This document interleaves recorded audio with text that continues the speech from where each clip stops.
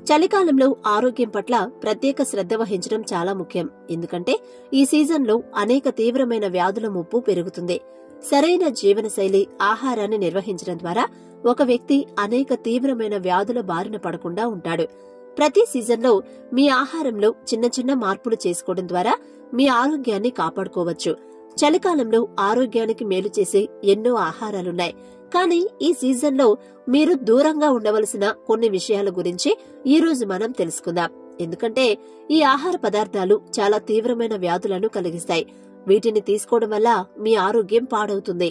చలికాలంలో ఈ ఆహార పదార్థాలకు దూరంగా ఉండండి. చల్లటి నీరు. ఈ సీజన్లో పాత్రలో లేదా ఫిల్టర్లో ఉంచిన నీరు గది ఉష్ణోగ్రతకు అనుగుణంగా చల్లబడుతుంది. కాబట్టి మీరు దానిని తాగకూడదు. ఎందుకంటే చల్లటి నీరు ముఖ్యంగా తల, గొంతు, పొట్ట సమస్యలను పెంచుతుంది. అందువల్ల ఈ సీజన్లో ఎలక్ట్రిక్ కెటిల్ లేదా స్టవ్ సహాయంతో త్రాగే నీటిని వేడి చేసి గోరువెచ్చగా ఉన్నప్పుడే తాగాలి. దీంతో మీరు వ్యాధుల నుండి మిమ్మల్ని మీరు రక్షించుకోవచ్చు. చల్లని పానీయాలు. అదే సమయంలో వింటర్ సీజన్లో పార్టీల సమయంలో వివిధ రకాల శీతల పానీయాలకు దూరంగా ఉండాలి. ఎందుకంటే ఇది జలుబు, దగ్గు ప్రమాదాన్ని గణనీయంగా పెంచుతుంది. Red meat.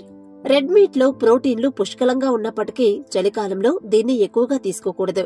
ఎందుకంటే ఈ సీజన్లో దీనిని అధికంగా తీసుకోవడం వల్ల ఊబకాయం, అధిక కొలెస్ట్రాల్, అధిక రక్తపోటు, గుండె జబ్బులు, ఆస్తమా వంటి వ్యాధులు వస్తాయి. నిజానికి చాలా మంది చలికాలంలో ఇంట్లోనే ఉండేందుకు ఇష్టపడతారు. దీని కారణంగా శారీరక వ్యాయామం తగ్గిపోతుంది.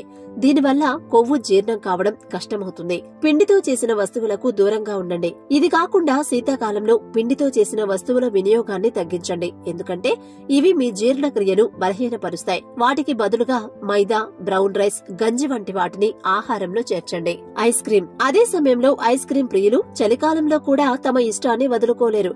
చలికాలంలో ఐస్ క్రీం తింటే బాగుంటుందని చాలా మంది నమ్ముతారు.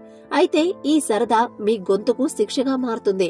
జలుబు, దగ్గు సమస్యలు రాకుండా ఉండాలంటే ఈ సీజన్లో ఐస్ క్రీం తినడం మానుకోండి.